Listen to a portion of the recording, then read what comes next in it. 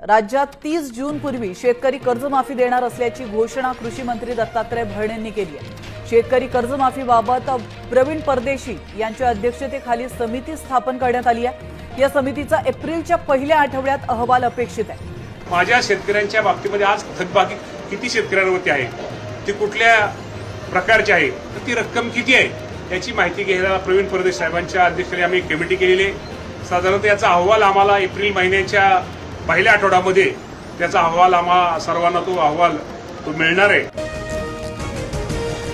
राज्यातील शेतकऱ्यांसाठी आज महत्त्वाच्या झटपट बातम्या, शेतकऱ्यांसाठी अतिशय महत्त्वपूर्ण अपडेट आलेली आहे। तर व्हिडिओला शेवटपर्यंत बघा आणि व्हिडिओला लाईक आणि चॅनलला सबस्क्राईब करा।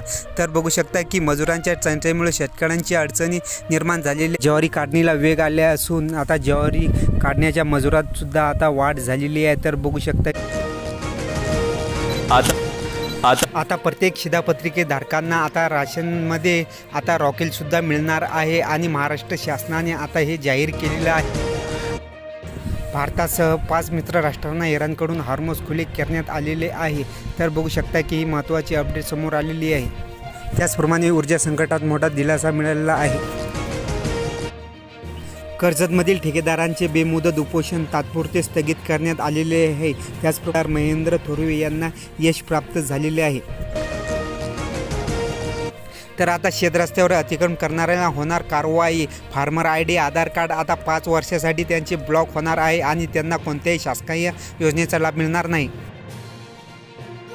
कणकवली भैरववाडी येथे गारांसह वादळी पाऊस आणि 4 तालुक्यांमध्ये मोठी गारपीट सुद्धा झालेली आहे।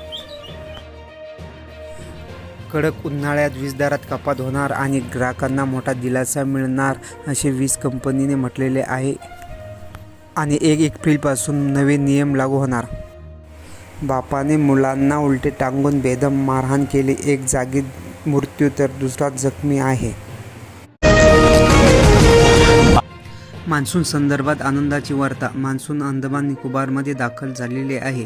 26 ते 31 दरम्यान ते केरळमध्ये पोहोचणार आहे। त्याच प्रमाणात 6 मेला ते कोकणात सुद्धा दाखल होणार आहे आणि शेतकऱ्यांसाठी ही महत्त्वपूर्ण अपडेट समोर आलेली आहे। आणि तर केरळमध्ये लवकरच मान्सून दाखल होणार आहे।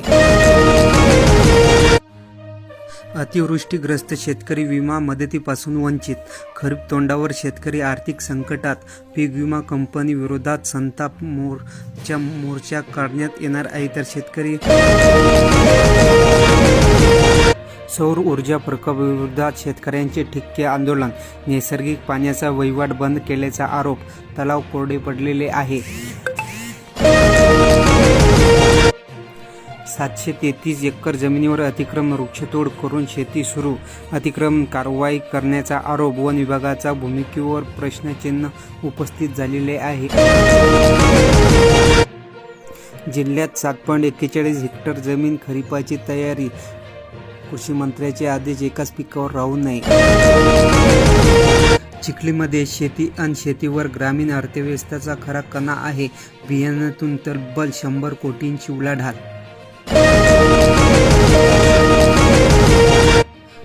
खरीपाच्या तोंडावर कर्जमाफीची अंमलबजावणी रखडली, शेतकरी पीक कर्जाच्या प्रतीक्षेत आहेत। लाभार्थ्यांच्या याद्या अद्यापही जाहीर झालेल्या नाही आणि शेतकरी सुद्धा आता पीक कर्जांच्या प्रतीक्षेत आहे। यंदाच्या खरीप हंगामात सोयाबीन क्षेत्रात वाढण्याची शक्यता दिसून येत आहे। दरवाढीमुळे सोयाबीनकडे शेतकऱ्यांचा कल, विहिरीत पडलेल्या निलगायला जीवनदान, वन विभागाचा पुढाकार, मनोरा तालुक्यातील ही घटना घडलेली आहे। फार्मर कप 1195 गटांचा सहभाग, नोंदणीसाठी 31 मे पर्यंत मुदतवाढ करण्यात आलेली आहे। त्यामध्ये जास्तीत जास्त शेतकऱ्यांनी सहभाग घ्यावा। तर तुरीच्या दराने ओलांडला 10,000चा टप्पा, कारंजा बाजार समितीमध्ये प्रति क्विंटल 8,200 रुपये भाव मिळालेला आहे। कुरनूर धरणात 32% साठा, पाऊस लांबणार तर जलसंकट, पाणी सोडण्यास नकार दिला। माढा तालुक्यात विजेचा लपंडाव, पाणी टंचाईमुळे शेतकरी त्रस्त, त्याचमुळे पाणी टंचाईमुळे सर्वसामान्य सुद्धा त्रस्त झाले। काळी महिन्याला मोठा भाव मिळत आहे. नातापोत्या बाजार कारंजा येथे 108 ते 200 रुपयांनी ही काळी महिना ही विकत आहे आणि येथे मोठा भाव सुद्धा मिळतोय. कांद्यासंदर्भात शेतकऱ्यांत मोठा आक्रोश. 1 लाख टन हेक्टर आता कांदा कमी ही केलेला आहे आणि खरेदी सुद्धा कमी झालेली आहे. शेतकऱ्याचा पार गिरणा नदीला जोड प्रकल्प हिरवा कंदील लागलेला आहे आणि हा मोठा प्रकल्प आता सुरू झालेला आहे. तर